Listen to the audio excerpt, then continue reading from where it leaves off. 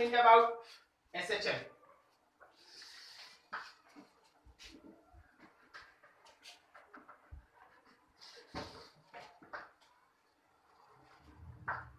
ये स्प्रिंग है, उसका K वैल्यू है 500 न्यूटन पर मीटर, और इसके ऊपर आप ब्लॉक को एक हाइट से छोड़े हैं, और वो हाइट कितना है 10 सेंटीमीटर। तो देखो जब ये ब्लॉक इस स्प्रिंग को टच करेगा तो उसके पास वेलोसिटी होगा √2gh।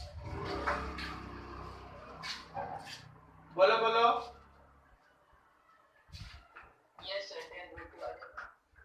फिर स्प्रिंग को इतना कंप्रेस किया, मान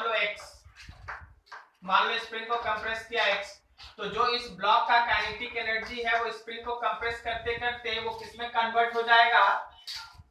पोटेंशियल एनर्जी में ऑफ स्प्रिंग। सही है। Let x is compression of spring, x जो है वो स्प्रिंग का कंप्रेशन है।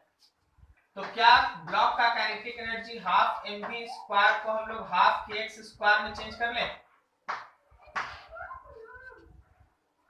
ये हाफ कैंसिल, v स्क्वायर का मतलब हो गया 2gh और यहाँ हो गया kx स्क्वायर। तो आपके x का वैल्यू आ जाएगा ना √2mgh/k। x का वैल्यू आ गया √2mgh/k। सही जा रहे हैं? अरे बोलो। हाँ x आ गया। अब जरा चलो SHM के बारे में अब सोचो।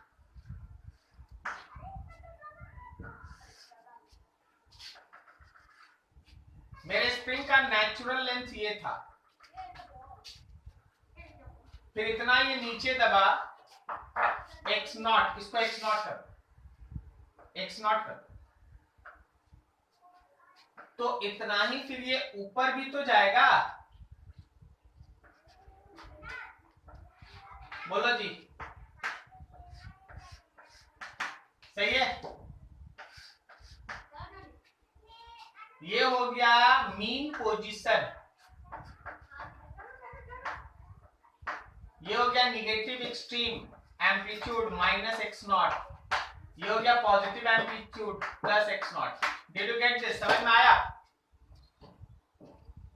बोलो बोलो। Yes sir. अब देखो क्या लिखा है। A concave mirror of focal length 12 cm facing the mass is fixed with its principal axis coinciding with the line of motion of the mass, its pole being at a distance of 30 cm from the free end of the spring। मान लो यहाँ पे एक concave mirror है, यहाँ पे एक concave mirror है, तो जहां पे स्प्रिंग का फ्री एंड था वहां से यहां तक का डिस्टेंस 30 सेंटीमीटर दिया है। ठीक है। अब हम जो लिख रहे हैं उसको बहुत अच्छे से समझना। इस पॉइंट को हम A लिख रहे हैं, इस पॉइंट को हम B लिख रहे हैं, इस पॉइंट को हम C लिख रहे हैं। तो जो मेरा मास स्प्रिंग से जुड़ गया है, अटैच हो गया है, वो स्प्रिंग के साथ SHM शो कर रहा है, जिसका मीन पोजीशन B है।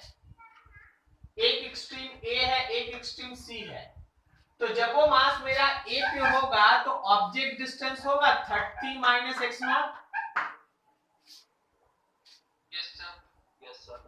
तो क्या उसका हम लोग इमेज डिस्टेंस निकाल सकते हैं UF/U-F?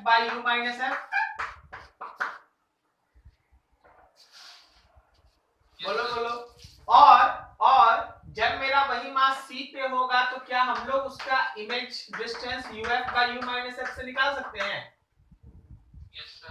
तो मेरा ऑब्जेक्ट अपना SHM A और C से कर रहा है, A और C के बीच कर रहा है अराउंड B। तो जो इसका इमेज है वो भी तो SHM शो करेगा ना। तो उसका तो A का इमेज यहाँ बना, C का इमेज यहाँ बना, तो इसी के बीच का ना डिस्टेंस होगा इसका अपना एम्पलीट्यूड। क्या करेगा कैलकुलेशन इसका? समझ में आया क्या हुआ है? Yes sir. ठीक। अब हम तुमको इसमें एक दो चीज समझाते, उस पर जरा गौर कीजिएगा सबको। ये आपका कैलकुलेशन बच गया, आप कर लीजिएगा। देखिए जब a का u लिखिएगा ना, जब यहाँ पे आप u लिखिएगा तो वो 30 माइनस एक्स नॉट होगा, और जब आप यहाँ पे u लिखिएगा तो वो 30 प्लस एक्स नॉट होगा। क्या सही जा रहे हैं? Yes sir. ठीक है, बाकी दोनों भी निकाल के अपना देख लेना। क्लियर है? अब सोचो सबको ध्यान से। हम एक दो चीज है जहां हम है ना आपको हम कुछ नहीं बोले, जबकि हमको बोलना चाहिए, इसलिए हम बोल रहे हैं। पता है k का वैल्यू मेरे लिए बहुत अहमियत रखता है कि न्यूमेरिकल हम बनाएंगे कैसे। आप लोग तो ध्यान नहीं दिए। हाँ, k था कितना? 500। पता है ये k 500 की जगह पे अगर 50 होता तो मेरे न्यूमेरिकल बनाने का तरीका बदल जाता। बोले ऐसा क्यों? नहीं, वो नहीं। देख हुआ क्या, देख रहा तुम लोग, यहाँ स्प्रिंग का जो नेचुरल लेंथ है उसी को मीन पोजीशन मान लिए हैं। लेकिन मीन पोजीशन तो वो जगह होता है ना जहां ब्लॉक पे लगने वाले नेट फोर्स का वैल्यू 0 हो। Yes sir, yes sir. पता है स्प्रिंग का स्टिफनेस बहुत ज्यादा है, मतलब स्प्रिंग बहुत हार्ड है और मास बहुत कम है, 10 ग्राम 50 ग्राम। मास केवल और केवल 50 ग्राम है भाई, 50 केजी थोड़ी ना है। तो पता है होगा क्या, जैसे ही टच करेगा ना वहीं पे स्प्रिंग का फोर्स और mg को बैलेंस कर देगा। क्या आपको मेरी बात समझ में आ रही है जी? Yes sir.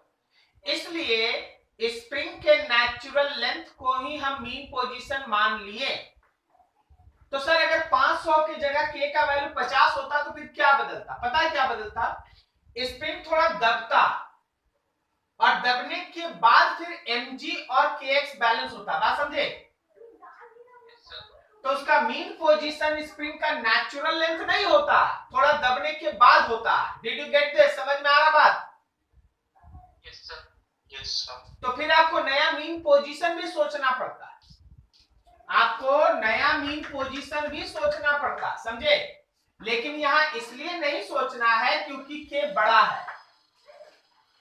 जब k बड़ा है then natural length of spring is mean position. वही mean position, natural length of spring is mean position. Okay, note करो फटाफट।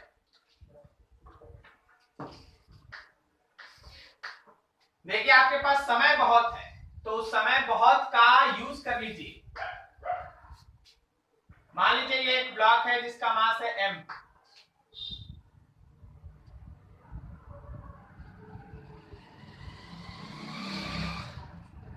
और यहाँ पे एक स्टैंड है, उस स्टैंड के सामने एक कॉनकेव मिरर ऐसे फिटेड है।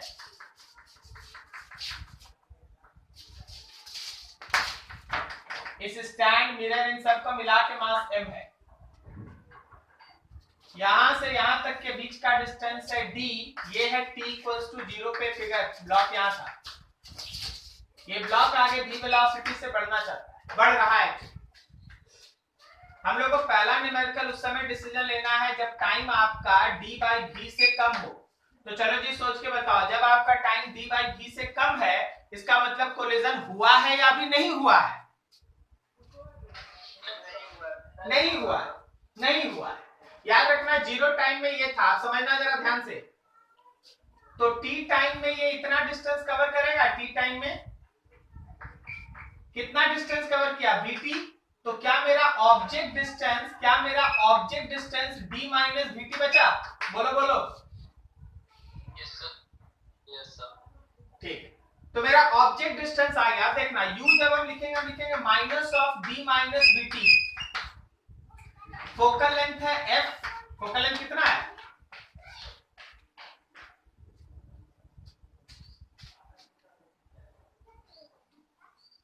फोकल लेंथ है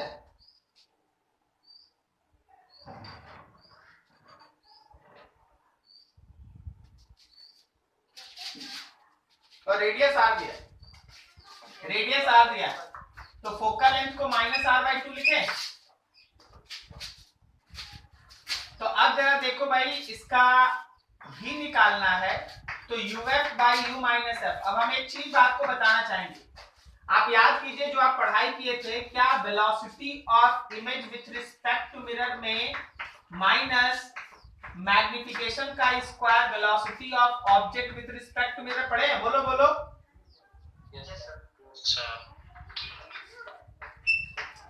तो जो मैग्निफिकेशन है, ये मैग्निफिकेशन कुछ और को नहीं होता, वो v बाई यू होता है। बोलो जी, यहां जाओ। क्या v बाई यू के जगह पे f by you minus F लिखते हैं? Then velocity of image with respect to mirror is f by u minus f का square and velocity of object with respect to mirror. चलो थोड़ा calculation. Focal length में minus r by two, u के जगह पे minus of b minus dt, और minus है यहाँ, और माइनस है r बाई टू, और velocity of object with respect to mirror right की तरफ है, क्या उसको लिखते हैं v i cap, sorry square छूट गया। तो कितना आ रहा है ये, माइनस यहां, माइनस यहां, माइनस यहां,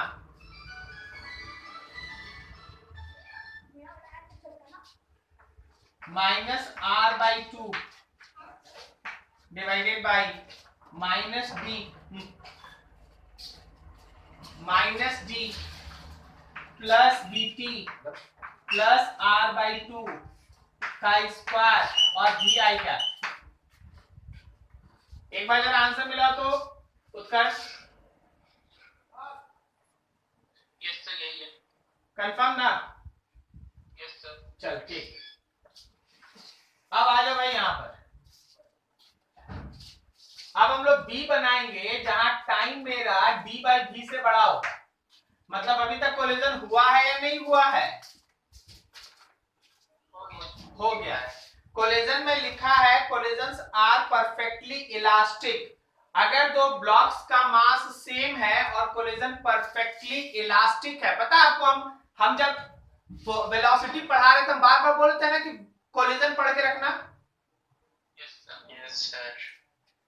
याद रखना कि अगर दो मास इक्वल मास है और परफेक्टली इलास्टिक कोलिजन है, तो कोलिजन के बाद का वेलोसिटी और शुरू के वेलोसिटी में एक पर्टिकुलर रिलेशन आता है। क्या होता है वो?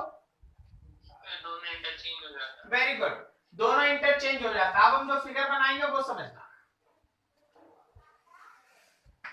देखो जी, यहां पे ब्लॉक है, यहां पे मेरा वो कॉन्केव मिरर है, स्टैंड लगा है, पीछे एक सपोर्ट है, सब कुछ है। यहां से यहां तक के बीच का डिस्टेंस d था, इसका वेलोसिटी v था। ये फिगर अभी t इक्वल्स टू 0 टाइम पे है। फिर देखो, इसमें से एक समय ऐसा आएगा कि ब्लॉक जो है वो मिरर से टकराएगा। मिरर को फोड़ना नहीं है, ठीक है, मिरर को फोड़ना नहीं है। क्या यहां का टाइम d बाई v होगा? जस्ट इस इंस्टेंट के बाद मिरर चलने लगेगा और ब्लॉक रुक जाएगा। बोलो सही है? Yes sir.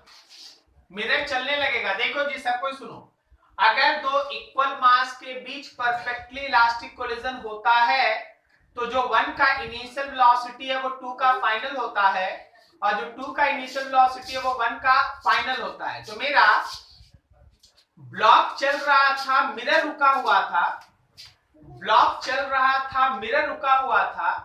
तो अब क्या होगा, मिरर चलेगा, ब्लॉक रुक जाएगा। क्या समझे? ठीक। Yes sir. अब सोचो, अगर हम टाइम t लेते हैं तो टाइम t में से d बाई v टाइम तो खर्च हो गया है इस दौरान, सही है? बचा हुआ टाइम कितना है? क्या बचा हुआ time t minus d by v है? अरे नहीं समझा? एकदम नहीं समझा। सुन ले भाई सब, कोई ध्यान से समझना। मान ले t इक्वल्स टू 0 टाइम में मेरा फर्स्ट फिगर है ये वाला, यहां से इसको यहां टक्कर मारने में 3 सेकंड लगता है, लेकिन आपका न्यूमेरिकल 7 सेकंड का है, बोला 7 सेकंड्स, 7 सेकंड्स।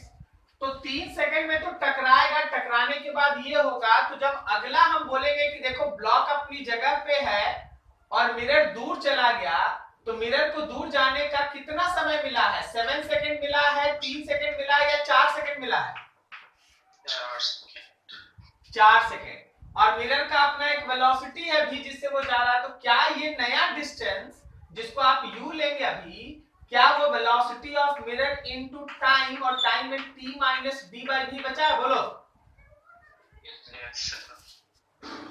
नहीं समझा? Yes sir. Yes sir. बस यही सब ट्रिक है, यही सब चीजें जहां सोचना है। तो अब आपके u के जगह पे ये आएगा विथ निगेटिव साइन। क्लियर है? अब कौन मूव कर रहा है? मिरर मूव कर रहा है कि ब्लॉक मूव कर रहा है? मिरर। तो velocity of block object with respect to mirror में velocity of object minus velocity of mirror लिखिएगा। तो वेलोसिटी ऑफ ऑब्जेक्ट 0 और यहाँ भी आई कैप, तो अब सोच लेना यहाँ पे माइनस भी आई कैप होगा।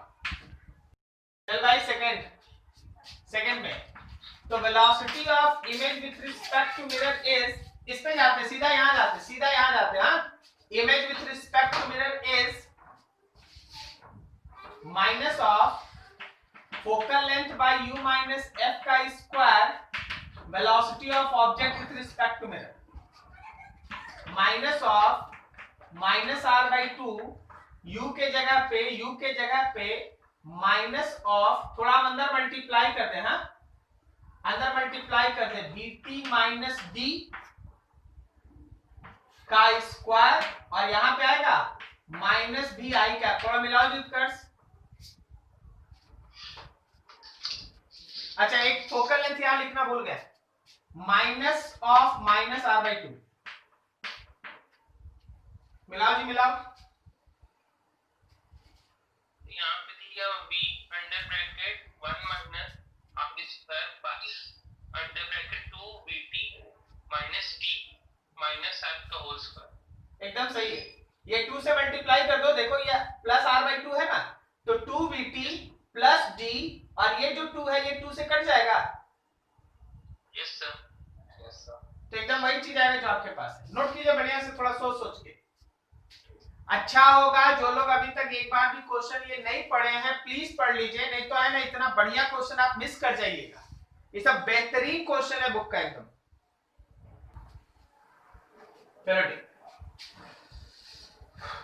तो चलो आज हमसे हम लोग है ना रिफ्रैक्शन स्टार्ट करते हैं। रिफ्रैक्शन जिसमें हम लोग है ना एक एक टर्म को अच्छे से एनालाइज करके चलेंगे, और याद रखिएगा आपके स्कूल सिलेबस के लिए यही टॉपिक इंपॉर्टेंट है, refraction.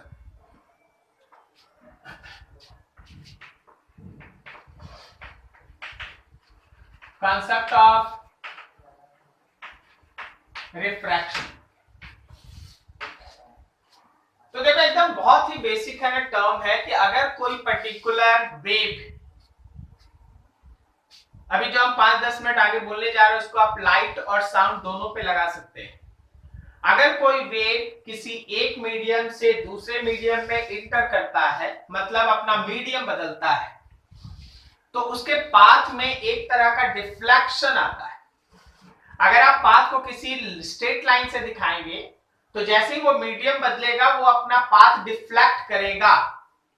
It is not necessary कि ऑलवेज डिफ्लेक्ट करेगा, अगर नॉर्मल आएगा तो सीधे निकल जाएगा, ओके। लेकिन जब भी कोई पर्टिकुलर वेव मीडियम बदलता है, जिसमें स्पेशली आप साउंड वेव और लाइट वेव को रखें, तो मीडियम के बदलने के दौरान उसके पाथ में एक तरह का डिफ्लेक्शन क्रिएट होता है, and that phenomenon is called refraction. उसको आप रिफ्रैक्शन कहते हैं, ठीक है ना। जब कोई पर्टिकुलर वेव एक मीडियम से दूसरे मीडियम में जाता है तो it can either bend towards normal और away from normal, either bend towards normal or away from normal. It all depends on the type और कंपेयर ऑफ मीडियम्स जिसमें वेव इंसिडेंट से रिफ्रैक्टेड वेव में enter करता है। अगर कोई भी वेव रेयर से डेंसर मीडियम में इंटर करता है, it is tends to bend towards normal, और अगर डेंसर से रेयर में इंटर करता है तो tends to bend away from normal. हम बोले रेयर से डेंसर में टुवर्ड्स नॉर्मल और डेंसर से रेयर में अवे फ्रॉम नॉर्मल, सही है ना? Yes sir. ठीक। बट ये भी एक डिसीजन बहुत इंपॉर्टेंट होता है कि किसी वेव के लिए कौन सा मीडियम डेंसर है। वाटर बताओ, डेंसर मीडियम है या रेयर मीडियम है? किसके रिलेटिव में? वेरी गुड, किसके रिलेटिव में? तो चलो भाई, एयर के रिलेटिव में बताओ, वाटर रेयर है या डेंसर? डेंसर। लाइट। हाँ, अब आया लाइन पे कि लाइट के लिए या साउंड के लिए। तो देखिए आप, दो चीज है। एक तो आप बोले कि वाटर रेयर है या डेंसर, तो सर किसके रिस्पेक्ट में? हम बोले एयर के रिस्पेक्ट में। तो आपको यह भी पूछना होगा कि सर किस वेव के लिए। तो ये सब फंडामेंटल चीज है जो आपको है ना इलेक्ट्रोमैग्नेटिक वेव में भी कुछ कुछ सिखाया गया है और कुछ वापस से आज आपको फिर से सिखाया जाएगा। ठीक है, जब टर्म्स धीरे धीरे आगे बढ़ता है तो उसको उसी तरह से कलेक्शन में लाना पड़ता है। जब हम लोग डिस्कस कर रहे हैं रिफ्रैक्शन, तो वेव एक मीडियम से दूसरे मीडियम में इंटर करेगा और इस दौरान वो फॉलो करेगा law of refraction. Law of refraction, जब आप लॉ ऑफ रिफ्रैक्शन का डिस्कशन करते हैं तो उसमें दो लॉ है। एक ये कि इंसिडेंट रे, रिफ्रैक्टेड रे और नॉर्मल, ये तीनों एक प्लेन में लाई करता है। Incident ray, refracted ray and normal, ये तीनों एक प्लेन में लाई करता है। और दूसरा, the ratio of sine of angle of incidence to sine of angle of refraction is always a constant and it is equals to mu2 by mu1 refractive index of second medium by refractive index of first medium, and this is called Dash law, Snell's law। क्या हम लोग Snell's law पहले proof करके रखे हैं Huygens principal में wave optics? तो proof किए हैं वेव ऑप्टिक्स, पढ़ेंगे अब। रिफ्रैक्शन का हर एक पॉइंट, रिफ्रैक्शन में जो भी तुम अच्छा से अच्छा चीज पढ़ेगा, डिराइवेशन करेगा, वो केवल इसी पे चलता है। Sine i by sine r is equals to mu two by mu one, and this is Snell's law. ठीक है, चलो भाई थोड़ा इंट्रोडक्शन जैसा यहां तक लिख लो, फिर आगे बढ़ते हैं अपना काम करते हैं। नीचे लिखो, the phenomenon of bending of light, the phenomenon of bending of light towards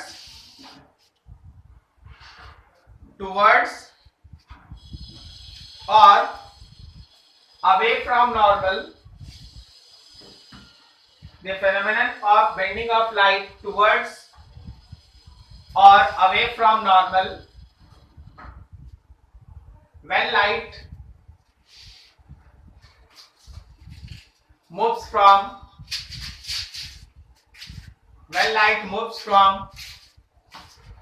one medium to another medium, when light moves from one medium to another medium,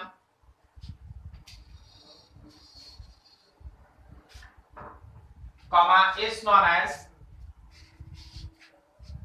when light moves from one medium to another medium, comma is known as refraction of light।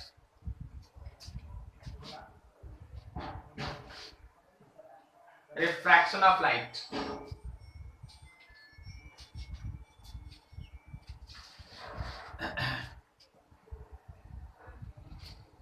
Paragraph change करके नीचे लिखना, refraction of light as well as sound both can take place।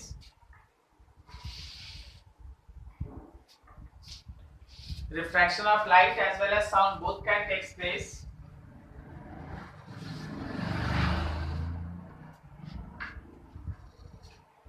and when these waves moves from rarer to denser medium, when these waves moves from rarer to denser medium, they have tendency to bend towards normal. They have tendency to bend towards normal.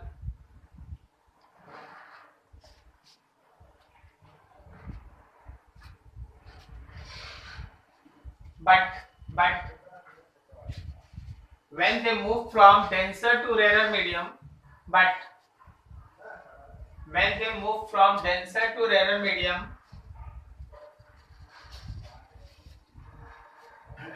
comma, they have tendency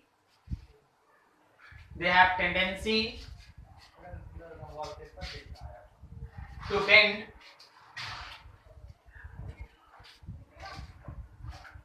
away from normal.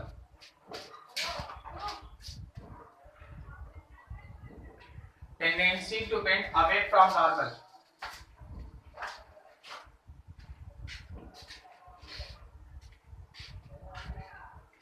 Paragraph change करके नीचे लिखना. For any wave, rarer medium or denser medium, for any wave, rarer medium or denser medium will be decided. Rarer medium or denser medium will be decided by velocity of wave in that medium. By velocity of wave in that medium.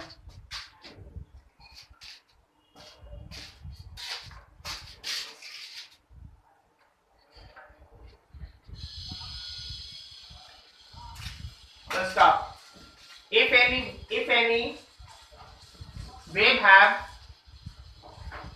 wave have high velocity,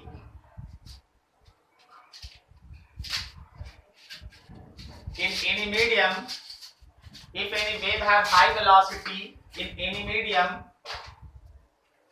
then medium is supposed to be rarer. Then medium is supposed to be rarer, and vice versa. Medium is supposed to be rarer and vice versa.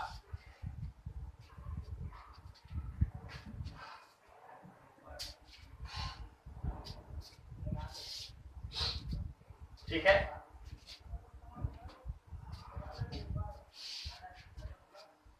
तो देखिए जरा ध्यान से. For light, velocity of light in air is greater than water,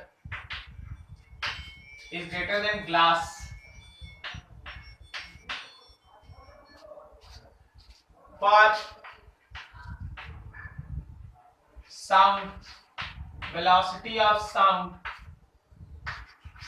glass बोलो या solid, ज्यादा, उससे कम water liquid, और सबसे कम गैस या एयर. तो याद रखना कि for sound air is denser then water, but for light water is denser than air. Water is denser than air. तो डिस्कशन का पैटर्न कुछ ऐसा रखना आप कि मान लो ऊपर में एयर और नीचे में वाटर है,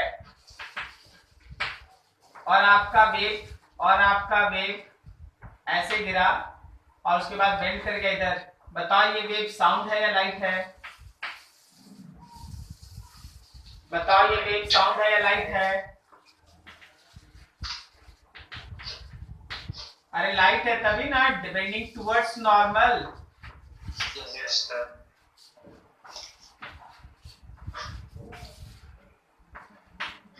ऊपर में वाटर है, नीचे में एयर है। बहुत बेसिक बेसिक चीज पढ़ाएंगे, कोई हड़बड़ी नहीं, क्योंकि इतना बड़ा चीज है ना, इतना अच्छा और इतना हाई लेवल का सब डिस्कशन है कि बेसिक में कुछ भी प्रॉब्लम नहीं होना चाहिए। अगर आपको प्रॉब्लम है, सिंपल जहां दिक्कत है वहीं बात कर लेना। यहां से ऐसे आया भाई, ऐसे मुड़ गया, क्या समझ गया? ये कौन सा वेव है? लाइट। ये लाइट ही है। तो अब इसी में हम लोग चाहते हैं कि नहीं थोड़ा साउंड का भी बना लिया जाए। तो अगर आप ऊपर एयर और नीचे वाटर रखते हैं और आप साउंड वेव को बनाएंगे तो बेंडिंग अवे फ्रॉम नॉर्मल, तो ये साउंड है।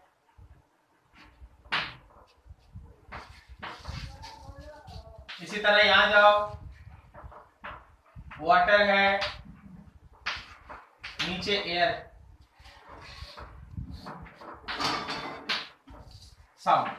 Is this clear? कहीं कोई दिक्कत? No sir. कोई प्रॉब्लम, वेरी गुड, ठीक है। वैसे हमको है ना, एक दिन हमको याद है कि हम इस टॉपिक को आपके सामने रखे थे कि जब रिफ्रैक्शन होता है तो किस किस पे क्या क्या इफेक्ट पड़ता है। हम फिर से आपके सामने उस चीज को एक बार बना देना चाहते हैं। हाँ, जब लाइट एक मीडियम से दूसरे मीडियम में जाएगा, मान लो ये मीडियम 1 है, एयर, ये मीडियम 2 है, कोई एक मीडियम, रिफ्रैक्टिव इंडेक्स म्यू है। तो एयर में अगर स्पीड ऑफ लाइट है c0, अगर वेवलेंथ है लैम्डा नॉट, अगर फ्रीक्वेंसी है f0, और जैसे हम लिखे होंगे कलर है x0। तो समझ जाना कि जब आप मीडियम बदलते हैं तो मीडियम के बदलने का इफेक्ट वेलोसिटी पे पड़ता है, become c0 by mu. Wavelength पे पड़ता है, becomes lambda naught by mu, ठीक है। फ्रीक्वेंसी रिमेन्स अनचेंज्ड,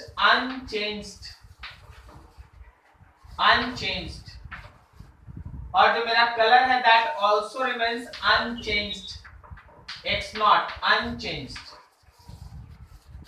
तो कलर और फ्रीक्वेंसी पे रिफ्रैक्शन का कोई इफेक्ट नहीं पड़ता, कलर और फ्रीक्वेंसी पे रिफ्रैक्शन का कोई इफेक्ट नहीं पड़ता, जबकि स्पीड, वेलोसिटी और वेवलेंथ पे इसका इफेक्ट पड़ता है। अब हम एक और चीज लिखते हैं कि जो आप यहां म्यू लिख रहे हैं वो actually refractive index of 2 with respect to 1 है।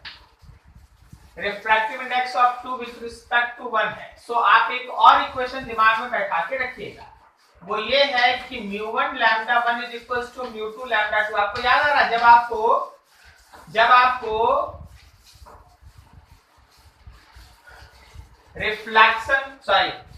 इंटरफेरेंस पढ़ाया जा रहा था स्लैब से, तो किसी एक मीडियम के वेवलेंथ के बेसिस पे दूसरे मीडियम का वेवलेंथ निकालने के लिए इक्वेशन दिया गया था। और एक चीज, अगर आप रिफ्रैक्टिव इंडेक्स लिखते हैं 1 का 2 के रिस्पेक्ट में, तो यह है μ2 बाई μ1, ओके।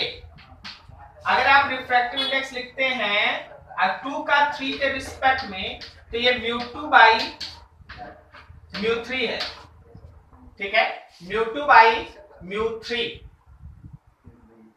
सॉरी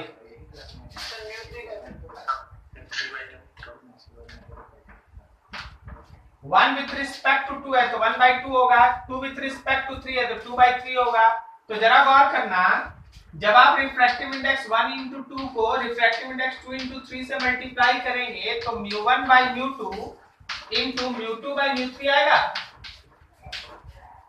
सर थोड़ा उल्टा होगा। Refractive index of 1 with respect to 2, तो 2 सर μ2 बाई μ1 होता है। तो refractive index of 2 with respect to 1 में लिखेंगे।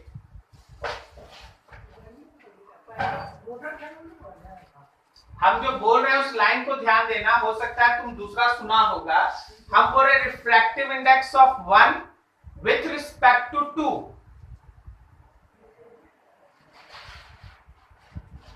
तो विथ रिस्पेक्ट टू, अभी देखो हो सकता है तुम और कहीं कुछ देखा हो, लेकिन हम जो बोल रहे हैं उस लैंग्वेज के हिसाब से चलो।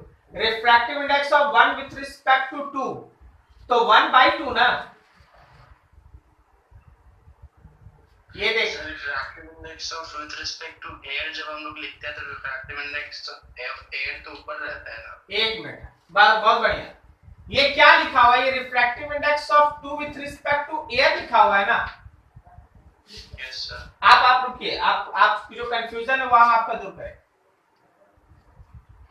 ये एक्चुअली μ2/μ1 2 विथ रिस्पेक्ट टू 1 है। तुम यही देखो, यहां जो तुम म्यू लिया है, क्या वो refractive index of second medium by first medium है?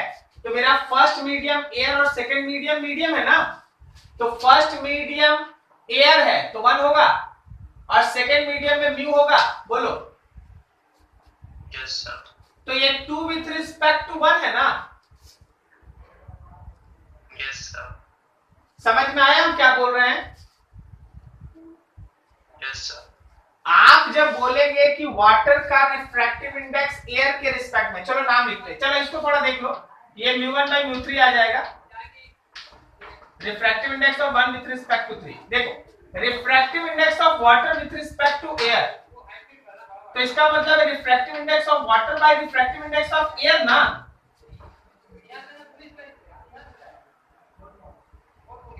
Yes sir. तो वाटर ऊपर में रहेगा, एयर नीचे रहेगा। नोट करो यहां तक फटाफट।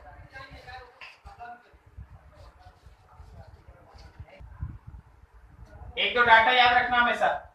Refractive index of glass 3/2, refractive index of water 4/3। किसके रिस्पेक्ट में लिख रहे हैं? बोलो। एयर के रिस्पेक्ट में लिख रहे हैं, ठीक है। एयर का कितना? 1। चलो ठीक। अब थोड़ा सा लिखो laws of refraction. Laws of refraction लिखो, लॉज ऑफ रिफ्रैक्शन लिखिए। वाटर का क्या लिखे? वाटर का लिखे 4/3। लॉज ऑफ रिफ्रैक्शन लिखो, first incident ray comma refracted ray, incident ray comma refracted ray and normal, incident ray, refracted ray and normal, all lies in the same plane. Incident ray, refracted ray and normal all lies in the same plane.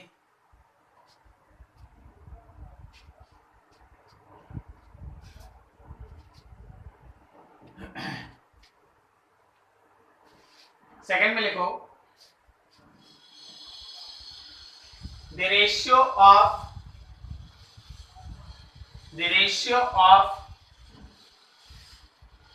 sine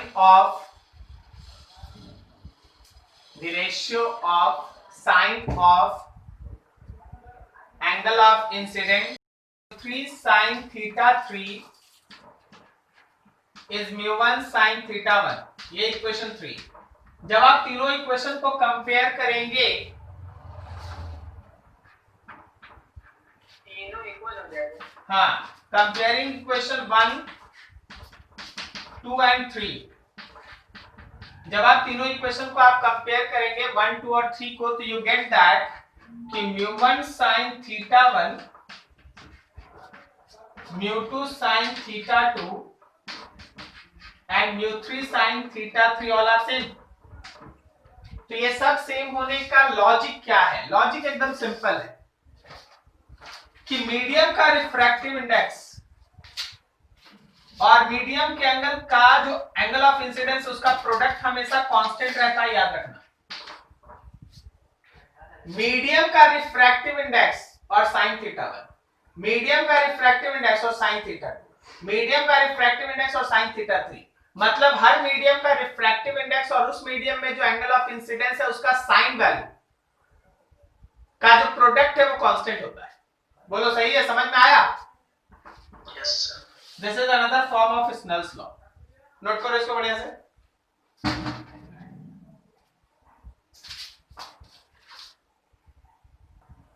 yes sir.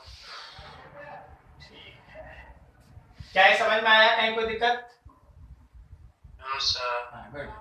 अब देखो, अब जो हम लोग को discuss करना है वो कुछ ऐसा है कि आपको ये समझ में आना चाहिए कि पूरे रिफ्रैक्शन में आप क्या डिस्कस करने वाले हैं। अच्छा, एक चीज और, किसी भी मटेरियल का जो रिफ्रैक्टिव इंडेक्स है वो कभी भी कांस्टेंट नहीं होता। आपको पता है ये बात? आप अगर किसी पर्टिकुलर मटेरियल का रिफ्रैक्टिव इंडेक्स लेके चलते हैं तो वो हर वेवलेंथ के लिए अलग अलग होता है, ठीक है? तो इवन अलग अलग वेवलेंथ के केस में भी आपका रिफ्रैक्टिव इंडेक्स बदलेगा और उस केस में भी। तो आपको हमेशा मिलने वाला टर्म क्या है? Monochromatic light. ये वर्ड हमेशा यूज होते रहेगा, ध्यान रखना। मोनोक्रोमेटिक लाइट का मतलब होता है कि ऐसा लाइट जिसका एक वेवलेंथ है। कारण है कि अगर वेवलेंथ चेंज होगा ना तो जो एक ग्लास है वो किसी एक वेवलेंथ के लिए कोई रिफ्रैक्टिव इंडेक्स, तो किसी दूसरे वेवलेंथ के लिए दूसरा रिफ्रैक्टिव इंडेक्स शो करता है। इसको हम लोग कहते हैं कॉचियस इक्वेशन। आपको पढ़ना नहीं है, बस आपको एक सिंपल सा रिलेशन जानना, वो आप देख लीजिए, important. Refractive index of light of material of any medium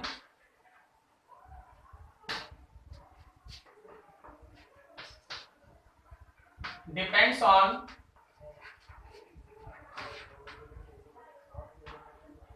wavelength of light as mu proportional 1 by lambda square।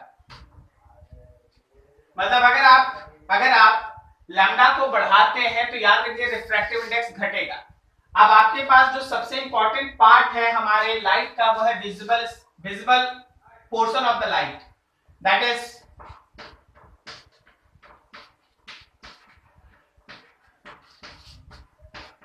सोच के बताओ, लेफ्ट से राइट की तरफ वेवलेंथ बढ़ रहा है या घट रहा है?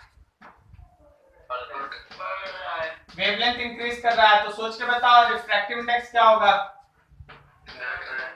डिक्रीज करेगा। कोई दिक्कत किसी को? नहीं, ठीक। अब जरा देखना, sine i by sine r is equal to mu two by mu one है। अगर नीचे एयर है तो म्यू है, मतलब म्यू। सही जा रहे हैं? ठीक है। अगर किसी का म्यू बड़ा है तो sine i by sine r का रेशियो बड़ा है। अगर किसी का म्यू छोटा है तो sine i by sine r का रेशियो छोटा। अब इसमें देखना, अगर हम आई को फिक्स्ड कर दें, सीधा अगर हम आई को फिक्स्ड कर दें तो अगर आपका म्यू का वैल्यू इंक्रीज करा तो आर का वैल्यू क्या हुआ? डिक्रीज होगा। बोल लो सब कोई फटाफट, आर का वैल्यू क्या होगा? डिक्रीज करेगा? Yes sir. बोला नहीं सर ये क्या बोल रहे हैं, हमको समझ में नहीं आ रहा। हम दिखाते हैं ना भाई, देख तुरंत समझ जाएगा।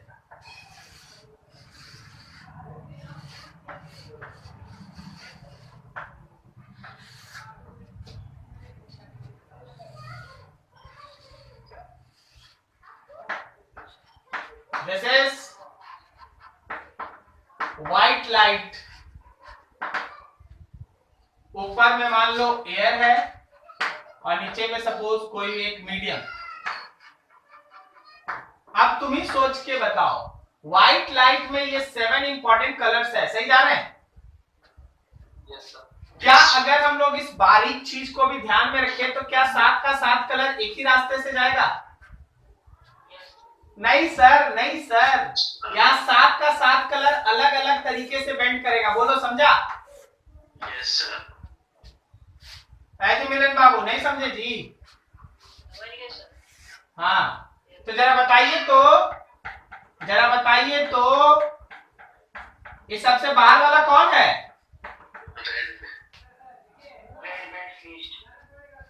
देख, जिसका म्यू बढ़ेगा उसका आर घटेगा और लैम्डा अगर बढ़ेगा तो म्यू घटेगा। मतलब म्यू घटने का मतलब लैम्डा बढ़ना ना, सॉरी म्यू बढ़ने का मतलब लैम्डा घटना ना। Yes sir. तो सबसे कम वेवलेंथ वायलेट का, तो आर भी सबसे कम वायलेट का, समझे? मतलब जो मेरा पहला वाला कहाँ गया? हाँ, जो मेरा पहला वाला लाइट है वो वायलेट कलर है, बोलो समझा? Yes sir. और जो मेरा सबसे लास्ट वाला लाइट रे है वो कौन है? वो रेड है। अब नहीं समझा? तो ये रहा हम लोगों का रेड, तो ये रहा हम लोगों का वायलेट। रेड के लिए क्या है? तो रेड में एक एक करके देखते हो वहां से। लैम्डा है मैक्सिमम, म्यू है मिनिमम, तो आर है मैक्सिमम। वायलेट के लिए क्या है? वायलेट के लिए लैम्डा है मिनिमम, म्यू है मैक्सिमम, और आर है क्या? मिनिमम। लेकिन ये सब का जब व्हाइट लाइट यूज कीजिएगा, अगर व्हाइट लाइट की जगह पे आप मोनोक्रोमेटिक लाइट यूज कर लिए, तो मोनोक्रोमेटिक लाइट का तो मतलब हो गया एक वेवलेंथ। तो आपको यहां झमेला नहीं फॉलो करना है। वायलेट के बाद कौन आएगा? वायलेट के बाद कौन आएगा? इंडिगो आएगा। उसके बाद कौन आ रहा है? ब्लू आ रहा है, ग्रीन आ रहा है, और कौन है? येलो है, ऑरेंज है, तब रेड है। समझ रहे हो बात को?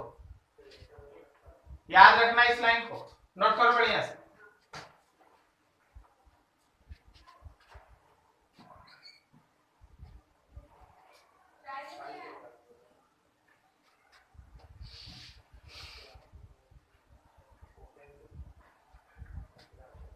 मोनोक्रोमेटिक वाला बताइए। अरे मोनोक्रोमेटिक का मतलब खाली रेड लाइट, समझा? या खाली है ना ब्लू लाइट, मतलब एक वेवलेंथ का लाइट, उसको मोनोक्रोमेटिक है। जब आप बात करते हैं विबग्योर का, तो विबग्योर में मतलब हो गया क्या? अप्रोक्सीमेट हम आपको एक डाटा देते हैं, यहां लगभग 3800 एंगस्ट्रॉम है, सही है? और इसका मतलब है लगभग 7600 एंगस्ट्रॉम। तो बीच में ना सब आ रहा है क्या जी? Yes sir.